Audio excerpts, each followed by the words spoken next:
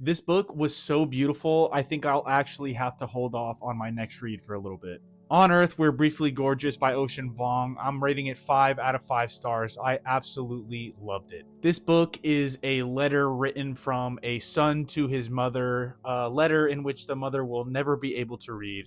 It's about language, war, queerness, trauma, and love that exists without shared words. So, what works? I was absolutely swept away with the prose. The sentence level craft in this book is absolutely phenomenal. Every line and word in this book feels tenderly constructed, like it knows exactly how much weight to carry in order to break you. Language is a core theme in this book. As the narrator, the son, learns English, it is both violent and also survival. It gives him an outlet while also isolating him from his mother. Yet both the mother and the son still have love for each other, but they never have some type of fluent language to communicate that love to each other, and that tension never breaks. I also love how this book deals with trauma. Trauma in the book isn't something that you heal from. Instead, it treats trauma like something we inherit and carry. It lives in our bodies remember, the war doesn't end. And that trauma manifests itself in different ways in the characters' lives, like addiction, labor, silence.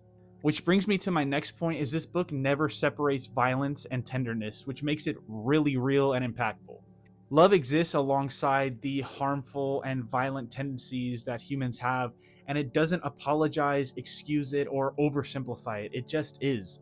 And the book refuses any redemption arcs or catharsis. It just makes you sit in that and kind of grapple with these two things side by side and how beautiful it is, but also really sad and traumatic. The queerness in this book also feels extremely authentic. It's not a metaphor, it is completely honest and unapologetic. It's bodily, it's intimate, and it's scared, and it's sometimes damaging. And that brings me back to the prose and just this theme of language itself in this book. It in itself is an act of defiance and survival. The beautiful prose and sentence level craft is acting as witness to their story. The prose doesn't try to add any catharsis to it, it just makes you see the beauty in the mundane and even the ugly parts. It just acts to remember their story and say, we existed. Now, what doesn't work? If you're looking for something fast paced with traditional plots and prose that is easy to read, this is not a book for you. This book demands that you slow down and you sit and live inside of it. It honestly felt like a possession more than a read for me. What I mean by that is this book didn't just entertain me, it felt like it inhabited me.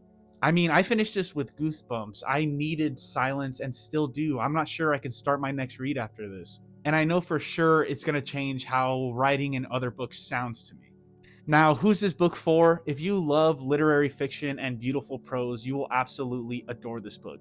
If you like stories that are more emotionally driven rather than plot driven, again, this book is for you. And finally, if you want a book that's going to stick with you long after you turn the last page, I absolutely recommend you read this. This book absolutely feels like a contemporary classic, and 100 years from now, people will absolutely still be raving about this book.